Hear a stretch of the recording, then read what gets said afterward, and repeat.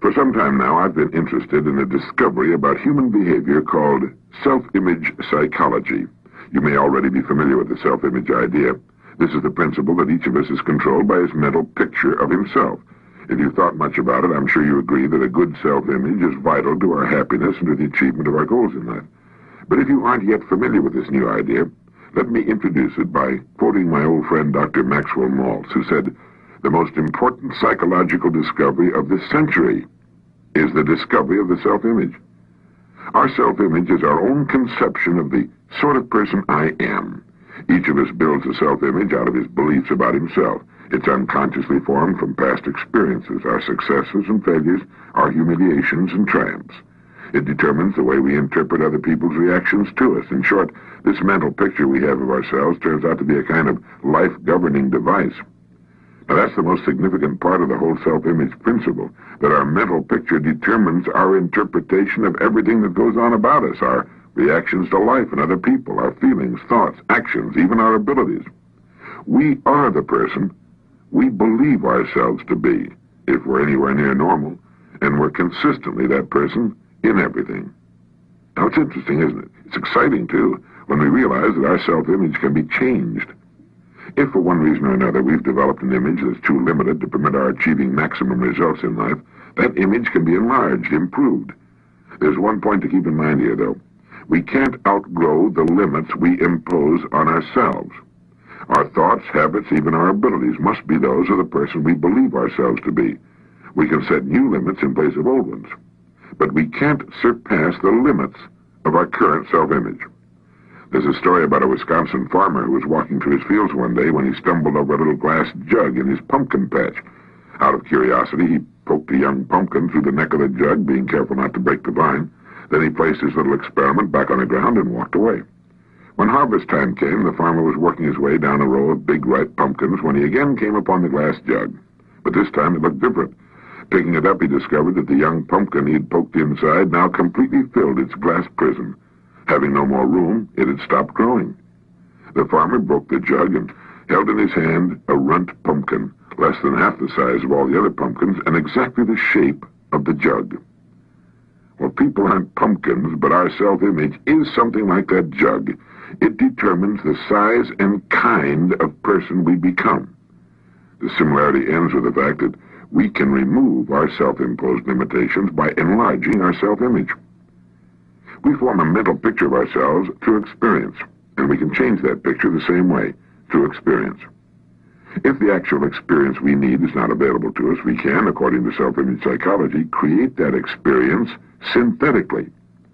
Now, scientists agree that the human nervous system is incapable of distinguishing between actual experience and the same experience imagined vividly and in complete detail. Worry is a good example of this synthetic experience. When a person worries about something, he projects himself mentally, emotionally, even physically, into a situation that hasn't even occurred.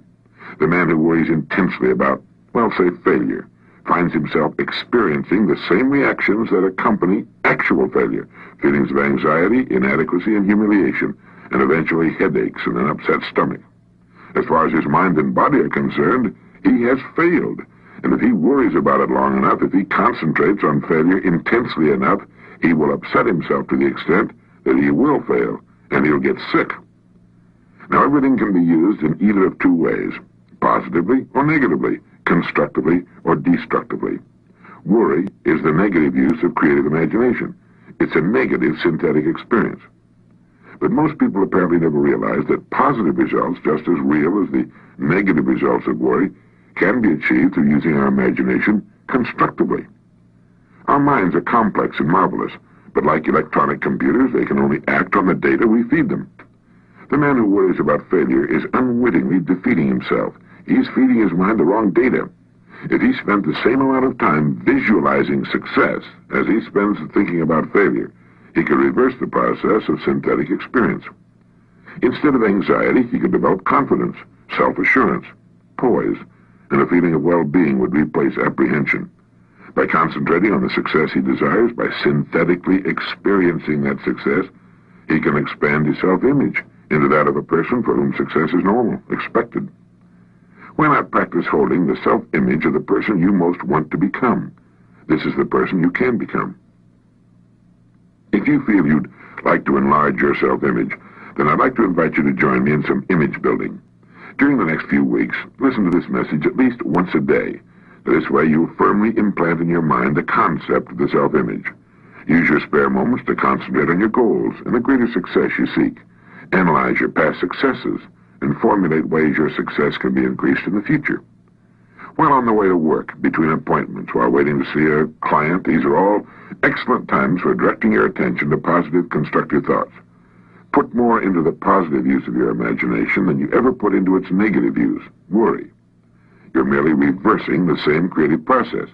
Now it's working for you instead of against you. And since the mind works best when we feed it only one set of instructions, do not worry if you can help it during the course of this exercise. Your creative imagination can enlarge your self-image appreciably in just 3 weeks, and it will if you just let it.